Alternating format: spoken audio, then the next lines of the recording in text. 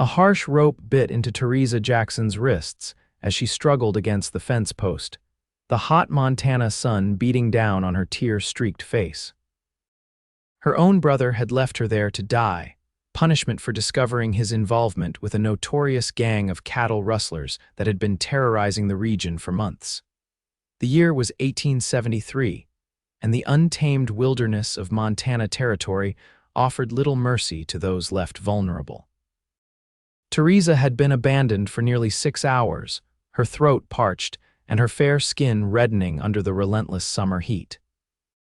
Her dusty blue dress, once presentable enough for Sunday service, was now torn at the shoulder where Patrick had grabbed her roughly before binding her hands and riding away with his final words still echoing in her ears.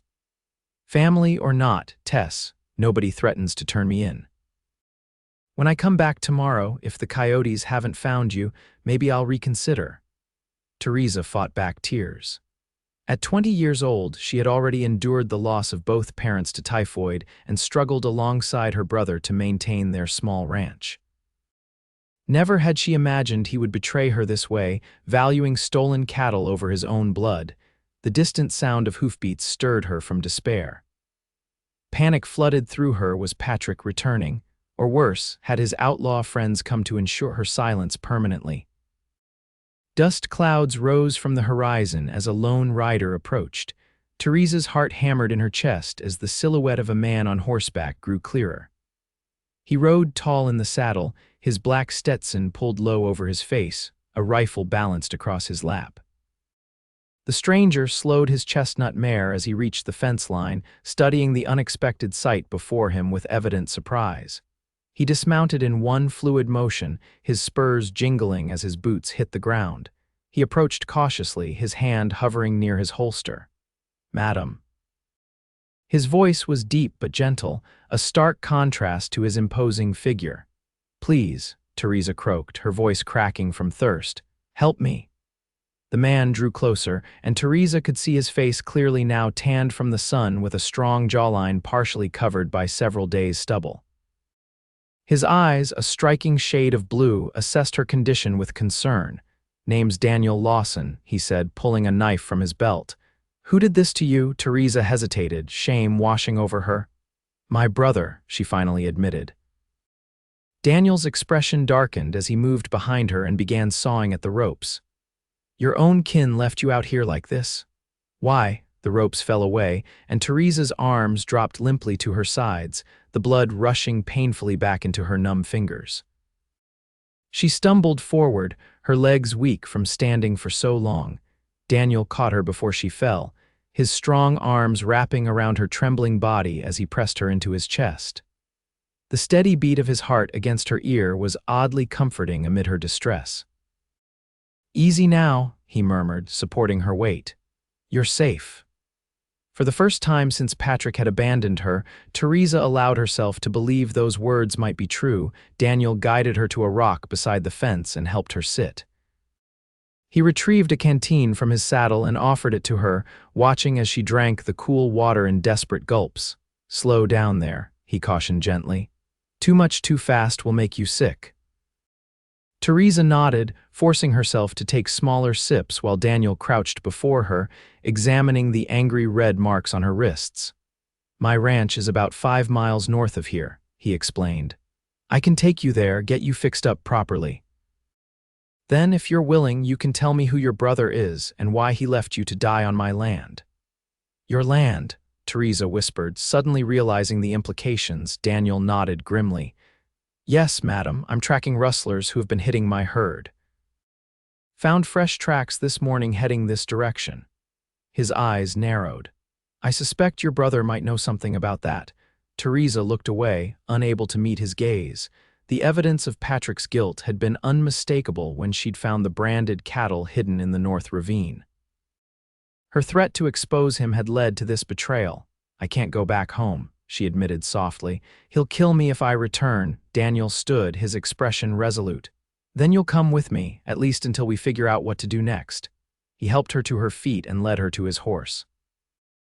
With gentle hands, he lifted her into the saddle before climbing up behind her.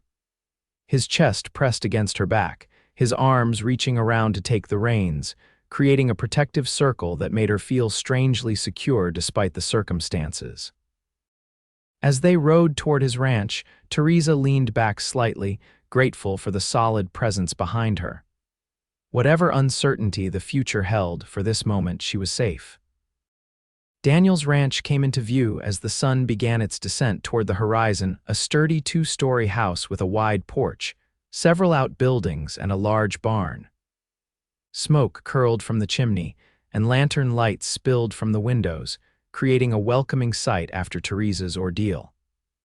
A weathered man in his 60s emerged from the barn as they approached, his eyebrows rising at the sight of Theresa. "Found more than cattle rustlers today, I see," he called out, his voice gruff but not unkind.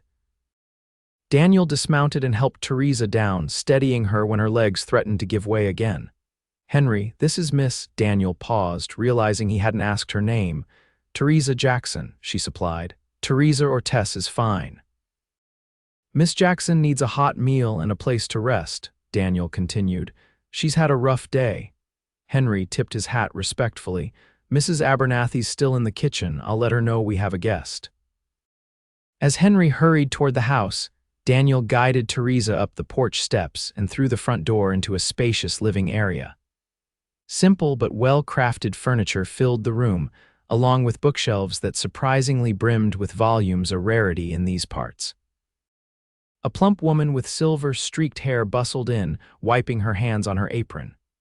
"Henry says you found a girl in trouble," she said, her keen eyes assessing Theresa's disheveled appearance and rope-burned wrists. "Poor dear looks half dead. Mrs. Abernathy, this is Miss Jackson." "She needs tending to," Daniel explained. "Of course she does," Mrs. Abernathy said decisively. "Come with me, child. Let's get you cleaned up and into something more comfortable while dinner finishes cooking." Theresa glanced uncertainly at Daniel, who nodded encouragingly. "You're in good hands." "Mrs. Abernathy has been keeping this house running since before I took over the ranch." Reassured, Theresa followed the older woman up the stairs to a bedroom with a large window overlooking the valley. Mrs. Abernathy filled a basin with water and provided a clean dress that had belonged to Daniel's late mother. "It might be a bit outdated, but it's clean and should fit well enough until we can see about getting your own things," the housekeeper explained. After washing and changing into the simple but well-made blue gingham dress, Theresa felt more human again. Mrs. Abernathy applied a soothing salve to her wrists and neck where the sun had burned her fair skin.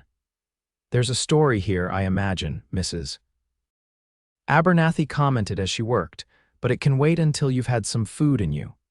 Downstairs, Daniel waited at a table laden with a hearty beef stew, fresh bread, and a bowl of preserved peaches. He stood when Theresa entered, his eyes widening slightly at her transformation. "You look much better," he said, pulling out her chair, "though I'm still concerned about those wrists." Theresa glanced down at her bandaged arms. "Mrs. Abernathy took good care of me. She always does," Daniel agreed, taking his own seat. Throughout dinner, Daniel spoke of his ranch, explaining how he had inherited it from his uncle 3 years earlier after leaving his position as a deputy marshal in Denver. He carefully avoided pressing Theresa for her story, allowing her to eat in peace while occasionally sharing anecdotes about his cattle and horses. When they had finished eating and moved to the living room with cups of coffee, Daniel finally broached the subject they had both been avoiding. "I won't force you to talk about it if you're not ready," he began, "but knowing what happened might help me keep you safe." Theresa stared into her coffee cup, gathering her courage. "My brother Patrick and I ran a small ranch about 15 miles south of here. Our parents died 2 years ago, and we've been struggling to keep the place going." She paused, her fingers tightening around the cup. "Yesterday, I discovered cattle hidden on our property with altered brands. Your brand was among them." Daniel's expression hardened. "The Box L has lost nearly 50 head in the past month." Theresa nodded miserably. "When I confronted Patrick, he admitted to joining up with the Tanner gang. They've been rustling cattle throughout the territory and selling them in Wyoming." "The Tanners," Daniel muttered. "They've been a thorn in every rancher's side for years." Patrick said it was the only way to save our ranch, Theresa continued. When I threatened to report him to the sheriff, he tied me to that fence post and said he'd come back tomorrow if I was still alive. Daniel rose from his chair, pacing to the window with tension evident in his shoulders. Your own brother was willing to let you die to protect himself and those thieves. I never thought he could do such a thing, Theresa whispered, but the Patrick I knew died with our parents, I think. He's been drinking heavily, gambling away what little money we had. Daniel turned back to face her, his expression resolute. The sheriff needs to know about this. The Tanners have escalated from rustling to armed robbery lately. 2 weeks ago, they held up the stage to Helena. Theresa's eyes widened in horror. I didn't know that. Patrick can't be involved in something so violent. Whether he pulled the trigger or not, he's riding with dangerous men, Daniel said firmly. But we won't do anything tonight. You need rest. That night, Theresa slept in the guest bedroom, the soft mattress a welcome relief after her ordeal. Yet sleep came fitfully, haunted by images of Patrick's cold expression as he'd left her to die and the uncertainty of what tomorrow would bring. Dawn broke with the distant sound of hoofbeats approaching the ranch. Theresa jerked awake, a sense of dread washing over her. She hurried to the window and peered out, her heart sinking at the sight of Patrick and 3 rough-looking men riding toward the house. She rushed downstairs to find Daniel already awake and loading his rifle. Henry stood by the door with a shotgun. They're here, Theresa said unnecessarily. My brother and some of the Tanner gang. Daniel's expression was grim. They must have tracked us here. What do they want? She asked, though she feared she already knew the answer. You, Daniel said bluntly. You're a witness who can identify them and their operation. Before Theresa could respond, a voice called from outside. Lawson, we know you're in there. Send out my sister and we'll be on our way. Daniel motioned for Theresa to stay back from the windows. Mrs. Abernathy, take Miss Jackson to the cellar. Henry and I will handle this. The housekeeper grabbed Theresa's arm, but she pulled away. No, this is my fight too. Patrick is my brother. Daniel studied her for a moment, then nodded reluctantly. Stay behind me. He moved to the door and called back. Your sister is under my protection, Jackson. You left her to die on my land. Patrick's laugh carried across the yard. She's just a troublesome girl spinning tales. Hand her over and your cattle might stop disappearing. Daniel opened the door slightly, keeping his body between Theresa and any potential gunfire. Through the gap, she could see Patrick and his companions, all armed and looking dangerous in the early morning light. You and your friends are trespassing, Daniel called out. I suggest you leave before things get ugly. The sheriff will be interested to hear about your rustling operation. The tallest of the men, a weathered outlaw with a thick mustache, spat on the ground. That's Vince Tanner, Henry whispered to Daniel, meanest of the brothers. We're taking the girl, Tanner shouted, and burning this place to the ground as a lesson. Theresa felt a chill run through her at the cold determination in the outlaw's voice. These men wouldn't hesitate to kill everyone in the house to silence her. I need to go out there, she whispered to Daniel. They'll murder you all because of me. Daniel's hand closed firmly around her arm. That's not happening, he said with quiet intensity. I didn't cut you free yesterday just to hand you over to killers today. Their eyes met, and something passed between them, a connection that transcended their brief acquaintance. In that moment, Theresa knew with certainty that this man would risk his life for hers, though they'd known each other less than a day. The standoff was interrupted by the distant sound of more riders approaching. All heads turned to see a group of 5 men galloping toward the ranch, the morning sun glinting off the sheriff's badge worn by the leader. Looks like we have company, Henry observed with evident relief. Patrick and his companions exchanged alarmed glances before wheeling their horses around and spurring them toward the hills behind the ranch. The sheriff's posse gave chase, splitting into 2 groups to pursue the fleeing outlaws. One rider broke off and continued toward the house the sheriff himself. He dismounted heavily, pushing back his hat to reveal a weathered face with keen eyes. Lawson, he acknowledged. Got word from a ranch hand who spotted Tanner and his boys heading this way. Seems we arrived just in time. Daniel lowered his rifle, stepping onto the porch with Theresa beside him. "Sheriff Wilson, glad to see you. We have quite a situation here." Over the next hour, Theresa recounted her story to the sheriff, who listened with increasing concern. He took detailed notes about the rustled cattle and Patrick's involvement with the Tanners. "We've been after that gang for months," Sheriff Wilson explained. "They've graduated from cattle theft to armed robbery. 2 people died in that stage holdup I mentioned." Theresa felt sick at the thought of her brother's association with such violent men. "What happens now?" she asked quietly. "My men will keep searching, but those hills provide plenty of hiding places," the sheriff said. "In the meantime, Miss Jackson, you should stay somewhere safe. The Tanners won't give up easily on silencing a witness who can identify them and their operation."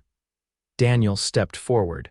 "She can stay here. My ranch is well protected." Sheriff Wilson nodded approvingly. "That would be wise. I'll assign a deputy to keep an eye on the place until we've rounded up the gang."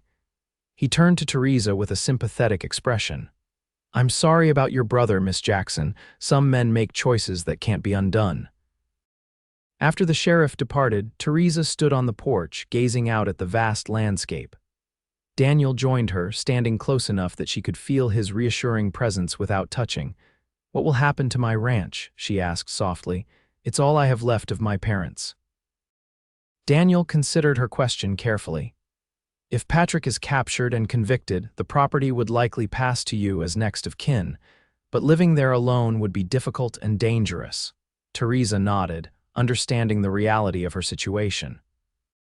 A woman alone had few options in this territory, especially one whose brother had joined with notorious outlaws. "I don't know what to do," she admitted, vulnerability evident in her voice. Daniel turned to face her, his expression serious but kind. "You have time to figure that out. For now, you're welcome here for as long as you need." Gratitude washed over her. "Thank you, I'll try not to be a burden." "You won't be," Daniel assured her. "Mrs. Abernathy has already taken a liking to you, and that's not something that happens often." His mouth quirked in a half-smile that transformed his serious face. Over the following week, Theresa gradually found her place at the Box L Ranch. She assisted Mrs. Abernathy with household tasks, revealing a talent for cooking that delighted the older woman. She also discovered that Daniel's extensive library was the result of a lifelong love of books, a passion they shared. In the evenings, they would sit in the living room, Theresa mending clothes while Daniel read aloud from novels by Dickens or Twain. Their conversations ranged from literature to ranching techniques, and Theresa found herself drawn to Daniel's intelligence and quiet strength. For his part, Daniel began finding excuses to remain close to the house rather than riding out with his men. He started teaching Theresa to ride his gentlest mare, their hands occasionally brushing as he adjusted her grip on the reins, each touch sending unexpected warmth through her veins. One evening, as they sat on the porch watching the sunset paint the Montana sky with vivid oranges and purples, Daniel broke a comfortable silence. "Sheriff Wilson sent word that they've captured 2 of the Tanner gang," he said. "Not your brother or Vince Tanner, but it's progress." Theresa nodded, her feelings about Patrick still complicated by the mixture of betrayal and lingering family loyalty. "Do you think they'll find him?" "Eventually," Daniel replied honestly. "Men like that can't stay hidden forever." A gentle breeze stirred Theresa's hair, and she tucked a strand behind her ear, suddenly aware of Daniel watching the gesture with an intensity that made her pulse quicken. "In the meantime," he continued, his voice softening, "I've been thinking about your situation." "My situation?" Daniel shifted in his chair to face her more directly. "Your ranch. It's rightfully yours, regardless of what happens with Patrick, but as you said, managing it alone would be nearly impossible." Theresa sighed. "I've been considering selling it if I could find a buyer. But the thought of strangers living in my parents' home." "What if it wasn't strangers?" Daniel suggested. "What if the buyer was someone who would respect its history? Someone who might even allow you to visit whenever you wished?" Theresa looked at him in surprise. "Are you offering to buy my ranch?" "I'm considering it," he admitted. The Jackson property adjoins my southern pastures. Combining the lands would make sense from a ranching perspective. He paused, seeming to gather his courage. And it would give you financial independence while you decide what you want for your future. The practical solution touched Theresa deeply. Daniel wasn't offering charity but a legitimate business arrangement that preserved her dignity. "That's very thoughtful," she said, genuinely moved. "I'll consider it seriously." Their conversation was interrupted by the arrival of a rider, one of Daniel's ranch hands returning from town with supplies and mail. Among the items was a letter that caused Daniel's expression to darken as he read. "What is it?" Theresa asked with concern. Daniel folded the letter, his jaw tight. A warning from Sheriff Wilson. One of the captured rustlers revealed that Vince Tanner is planning something big as revenge against those who have interfered with his operations. The sheriff believes this ranch may be a target. Fear clutched at Theresa's heart. "Because of me," Daniel shook his head firmly. "Because I've been actively helping track their movements and recover stolen cattle, you're not to blame." Despite his reassurance, Theresa felt responsible for bringing danger to the people who had shown her such kindness. That night, she made a decision that seemed the only honorable choice. She would leave the ranch, drawing the threat away with her. Before dawn, she penned a note thanking Daniel and explaining her departure, then slipped from the house with a small bundle of borrowed clothes and provisions. She saddled the mare Daniel had been teaching her to ride, whispering an apology for the temporary theft. She had barely reached the main road when she heard hoofbeats approaching rapidly from behind. Turning, she saw Daniel galloping toward her, his expression a mixture of relief and anger. "What do you think you're doing?" he demanded as he pulled alongside and grabbed her reins, bringing both horses to a halt. "Protecting you and your people," Theresa replied defensively. "As long as I'm there, the Tanners have reason to target your ranch." Daniel's eyes flashed. "And where exactly were you planning to go?" "Back to your empty ranch where they'd find you alone. Or perhaps to the nearest town where you know no one." Theresa looked away, unable to meet his penetrating gaze. She hadn't thought that far ahead, driven only by the need to remove herself from Daniel's home.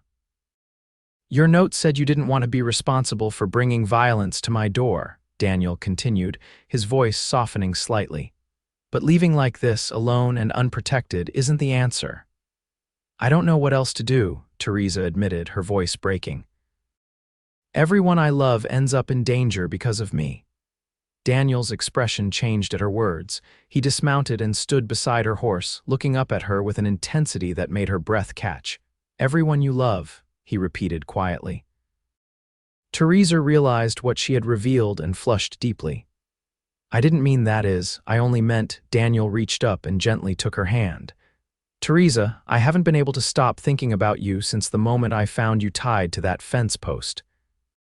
At first I thought it was just concern for your well-being, but it's become much more than that." Theresa stared at him, hardly daring to believe what she was hearing. "I know it's only been 2 weeks," Daniel continued, "but I've seen your strength, your kindness, your determination. I find myself looking forward to every moment in your company." He squeezed her hand gently. "I'm asking you to come back to the ranch, not just because it's safer, but because I want you there, with me." Theresa's heart raced. The connection she had felt growing between them hadn't been her imagination after all. "I'm scared," she admitted softly. "Not of my feelings for you, but of what might happen. The Tanners are dangerous men." "All the more reason to face them together rather than alone," Daniel replied. "I was a deputy marshal for 5 years before inheriting this ranch. I know how to handle men like Tanner." The sincerity in his eyes convinced her where his words alone might not have. Theresa nodded slowly. "I'll come back," she agreed, "but we need a plan to end this threat permanently." "I can't live with this fear hanging over us indefinitely." Daniel smiled, relief evident in his expression.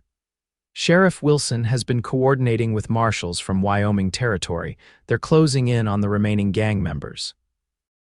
He helped her turn her horse back toward the ranch, riding beside her as the sun began to rise over the eastern mountains, casting long shadows across the trail. Upon their return, Daniel gathered his ranch hands to implement additional security measures. Guards were posted, and the cattle were moved to pastures closer to the main buildings where they could be better protected. 3 tense days passed without incident, leading some to hope that the threat had been exaggerated. On the 4th night, however, Theresa was awakened by the smell of smoke and the sound of gunfire. She rushed to the window to see flames engulfing one of the distant hay barns. Ranch hands were running toward the fire while others returned shots at shadowy figures near the corral. Daniel burst into her room, a rifle in his hands. "Stay inside," he ordered. "Henry and Mrs. Abernathy are in the root cellar. Join them there and bar the door."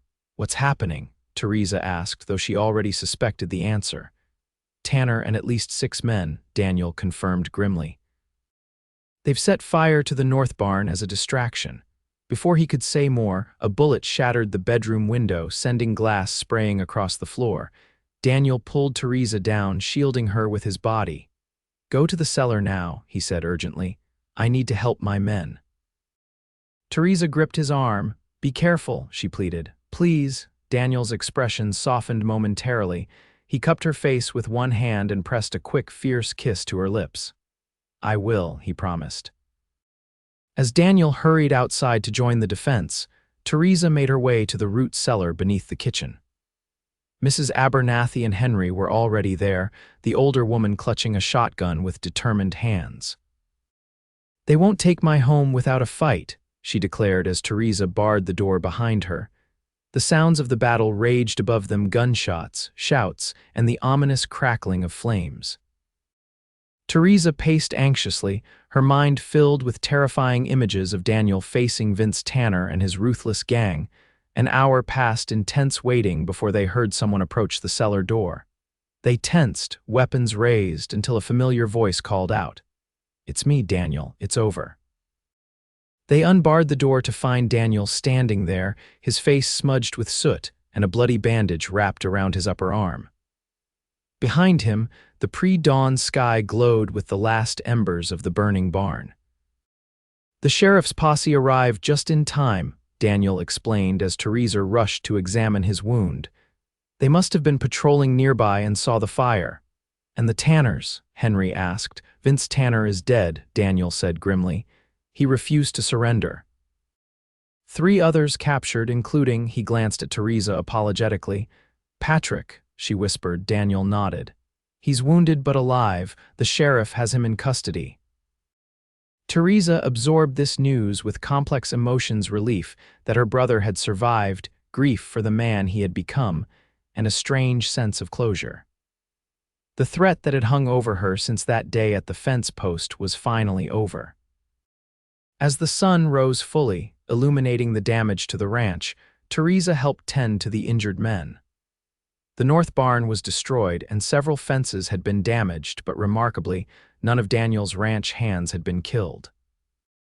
That evening, after the wounded had been cared for and the immediate repairs begun, Daniel found Theresa sitting on the porch steps, watching the sunset.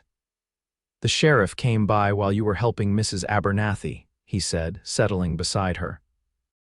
"Patrick has agreed to testify against the remaining Tanner gang members in exchange for a reduced sentence." Theresa nodded, unsurprised. Patrick had always looked out for himself first. "How many years will he serve?" 5, possibly less with good behavior," Daniel replied. "It's more lenient than he deserves, but his testimony will help bring down what's left of the gang." They sat in companionable silence for a while, the events of the past weeks settling around them like the dust after a storm. "I've been thinking about your offer," Theresa said finally. "To buy my ranch," Daniel turned to her with interest, "and I'd like to accept with one condition." She gathered her courage before continuing. "I don't want to be just your neighbor, Daniel." His eyes widened slightly, then crinkled at the corners as he smiled. "What do you want to be, Theresa?" "Your partner," she said softly, "in every sense of the word." Daniel took her hand, his thumb tracing gentle circles over her knuckles. "Are you proposing to me, Miss Jackson?" Theresa laughed, the sound lifting away the last of her anxiety. "I suppose I am, Mr. Lawson, though it's hardly traditional." "Nothing about our meeting was traditional," Daniel pointed out, moving closer to her on the step. Finding a beautiful woman tied to my fence is not how I expected to meet my future wife. Is that a yes? Theresa asked, her heart soaring. In answer, Daniel pulled her into his arms, his lips finding hers in a tender kiss that promised a lifetime of devotion. When they finally parted, he rested his forehead against hers. It's definitely a yes, he whispered. 3 months later, on a crisp autumn day, Theresa became Mrs. Daniel Lawson in a simple ceremony attended by the ranch hands, neighboring families, and even Sheriff Wilson. The newly combined properties of the Box L Ranch flourished under their joint management, becoming one of the most successful operations in the territory. Years later, Theresa would sometimes visit the fence post where Daniel had found her that fateful day. What had begun as the darkest moment of her life had led to her greatest happiness. The rope that had once bound her had been cut by a man whose love had set her truly free. On their 5th wedding anniversary, with their twin 3-year-old daughters playing in the yard and another child on the way, Daniel presented Theresa with a special gift, a small wooden box containing a piece of the rope he had cut from her wrists, now woven into a decorative knot. "To remember how we found each other," he explained, "and how some binds can lead to freedom." Theresa kissed him deeply, grateful for the twist of fate that had brought them together in the vast wilderness of the Montana Territory, where love had proven stronger than any danger they faced.